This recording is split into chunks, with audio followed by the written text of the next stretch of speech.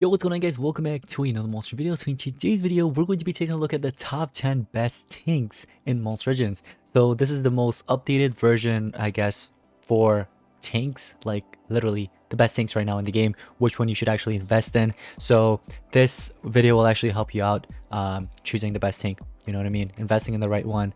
I will go ahead and go in depth on all these monsters. So this will be a very informative video, so I hope you guys do find this helpful and I hope you do enjoy it. And if you guys are new around here, go ahead and hit that subscribe button. I drop a video, Monster Legends video every day. Yeah, daily content. Who doesn't like that? So hit that red subscribe button and also drop a like if you do enjoy. But anyways, let's go on and get started. Alright guys, so here's the thing. I went ahead and made the list, the top 10 best tanks. And these aren't in order, except obviously the last one. Last one's going to be the best one. So the last one is going to be the one that you actually really want to invest. If you do end up like having a chance to actually pick it up, I'd highly recommend doing it. It's not up. Yep, it's not around right now. But I'll go ahead and let you guys know which one's the best. So we're going to save the best one for last, alright? Now, obviously there's no ancestral tanks. But one of the monsters I do want to mention, this is in order until the end, okay? The last one is the only one that's actually in order because that's the best one. But all these other ones that I'm going to mention, they're kind of out of order, okay? But they're really good, okay? So here's the thing. One of the monsters I actually do want to mention, it's actually two of them. I added two in one list because they're both in the same era, but, you know, some players prefer one over the other. So let me know which one you guys actually prefer. Clutch is one of the best things in my opinion. Like, ever since this monster actually got released, the reason why this monster is actually used so much is because it actually has access to the Doomsday talents. The Doomsday talents, they're really good, especially like 7 sins. Giving 7 sins to this monster is just amazing. Although I don't think players use this monster as much anymore, but he's still usable. He's still usable in team wars and PvP and stuff like that. The only thing is you got to be careful of like Thunder attackers. Thunder attackers destroy this monster. Like, I would say plant domination. Be careful of plant domination, especially in team wars. But yeah, this monster has access to taunt, tough, and also freeze immunity. If I'm not mistaken, this monster does have a torture immunity skill or something. Damage mirror as well. Pretty sweet. So a really good monster to invest in would be Clutch. And then Slash, this other one that I'm gonna go ahead and let you guys know. This one's also in Doomsday era, so I just have to scroll down to actually see it right here. Spartacus. So Spartacus, it's literally, I would say Clutch. No, they're in the same era, but the thing is, this monster has access to taunt and Megaton. I would say better than Clutch, but at the same time, I didn't want to exclude Clutch from the list because Clutch is actually still pretty good. So it's just that some players prefer Clutch over Spartacus over Clutch. But yeah, let me know in the comments below which one you guys actually prefer over the other. But yeah, this monster is also pretty good. You could slap any 7 Sins talents or any other talents you want. But this monster is actually really good. So Taunt, Megaton, he does have access to a bunch of random protections, which is really nice, and also healing. I'm not sure about NER. It's been a minute since I actually kind of ran this monster. Let me see. There's magic protection. No, unfortunately, no NERs. It doesn't look like it, but there are some protections that you can actually use. So yeah, there's that. Now this monster is actually pretty underrated. I feel like it is pretty underrated. Not many actually use it, especially well, players in competitive scene, they use it quite a lot, but players in like the lower league, they just don't even care about this monster. Like, I don't understand why. So here's the thing. I'm actually gonna let you guys know who it is. Darkuma is still usable up to this day, especially in Team Wars. Team Wars is like the best place to actually use this monster, especially in defense, because this monster could actually throw off the enemy like so hard when they attack.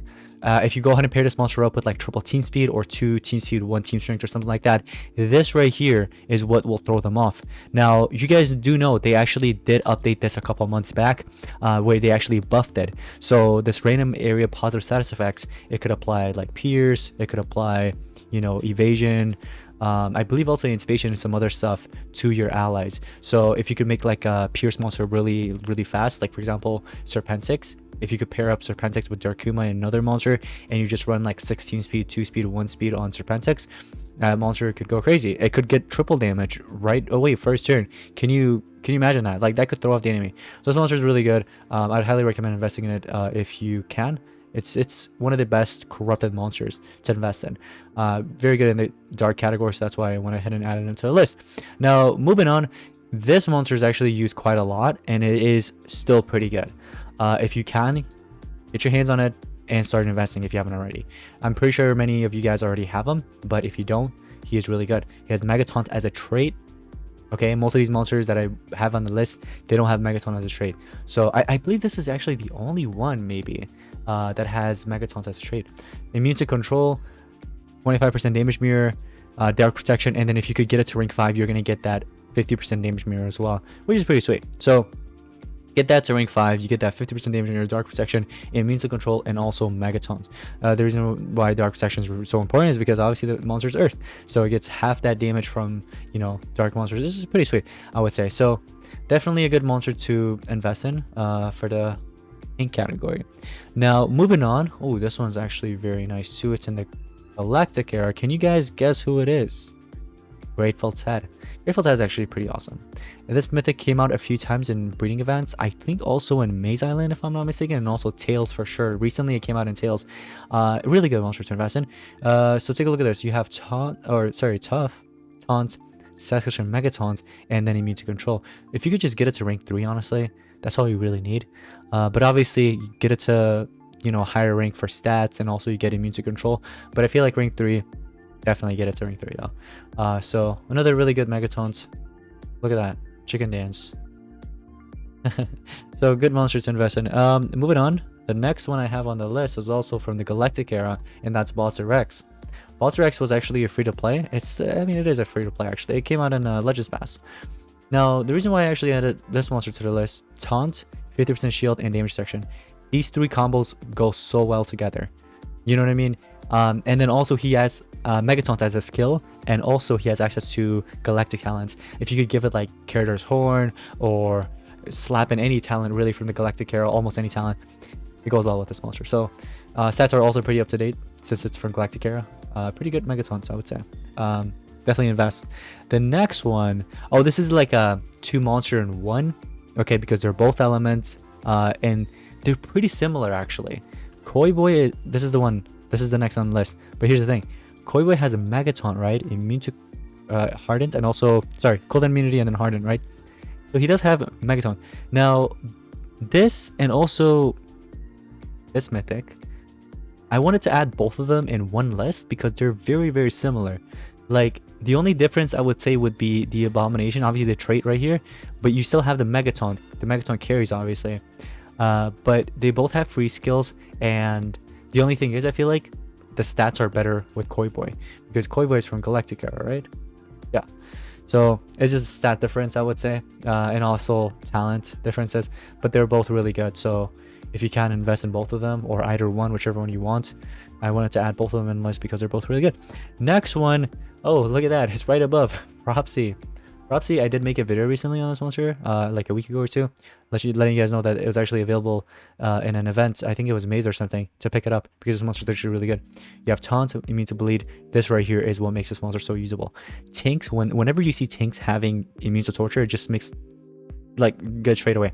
As long as they have like Taunt, you know, or Mega Taunt with Immune to Torture, it just goes so well together. So very good monster, definitely invest in it. He does have access to, like, I think either quicksand or what is that other one? It's quicksand, sandstorm, I think, or I don't know what it is, but he has access to some of those tortures, and also I think also immune to torture with healing skills for sure. Definitely healing, but I'm not sure about immune to torture. I might be wrong about that part. Moving on, the next monster. Oh, not a lot of you guys actually have this one. Negan I don't have either, so it's okay, we're on the same page, guys. This monster traits overall is just what makes this monster really good. You have Megaton, you have Taunt, Mountain, Eerie Nightmares, and he's just pretty good overall. The only thing that's bad is the element, you know, in the current era, in the current meta actually. There is Serpentix and Cupids still dominating, so you gotta be careful of those monsters, but for Team Wars, it's a nice monster to use, you know what I mean? It's cool. Next monster I do want to add and mention here would be Turtle Myrtle. Now here's the thing, some of you guys are like, what about Azajan? Azajan's also good, but here's the thing, I like Turtle Myrtle more because this monster has access to damage section. I'd rather take damage section over shield status caster. Although, yeah, it's a 50% shield and it's not to everybody, but like I just like damage section more. And believe this monster actually has a higher life stat, 345, 343, yeah, by 2k, so not too much, but yeah, it's just, this monster is just slightly better in my opinion than Zajan. So, and it was free to play as well. It is free to play. So moving on, besides Myrtle, we saved the last one for best. I'm pretty sure you guys already guessed who it is. Jekyll. This is the best tank right now in the game. You can also run it as an attacker if you want. This monster is dominating right now in the meta. You've got Taunt, Mountain, Mega Taunt, and Immune to Torture. Remember when I told you guys Immune to Torture just makes the tank suddenly just good, just to get, you know what I mean? It just makes it better straight away. Yeah, Immune to Torture, Mega Taunts, Mountain Taunts, and this monster can also be used as an attacker as well. So you can either run him as an attacker or just tank, you know, make it super heavy, super tanky.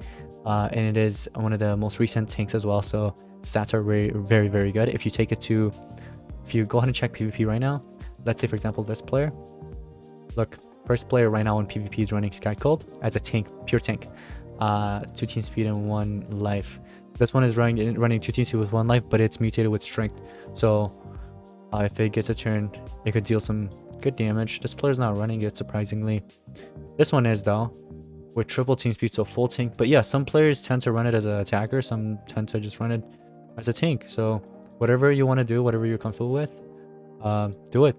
I do run him as an attacker sometimes for Team Wars and also Grandmaster duels. Like, look right here, 2 strength, 1 speed. So mess around with it. It's definitely the best tank right now in the game, better than King Adam in my opinion. But yeah, invest in it. This is the best one, so pick it up. It's worth it for the 300 gems that it comes around. Sometimes it actually comes around, like all these monsters you see, most of them, if not all of them, actually comes around in either Monster Lab shop or the Monster Week here. So definitely keep an eye, pick it up, and invest. But that will be pretty much it for today's monster video. Let me know in the comments below what you guys think I should do next. Maybe supporters. I've already done attackers actually. I think I already did supporters as well, I remember. So I've done, now I did tank. Let me know what's next. So thank you all so much for watching. I'll see you in the next one. Peace out.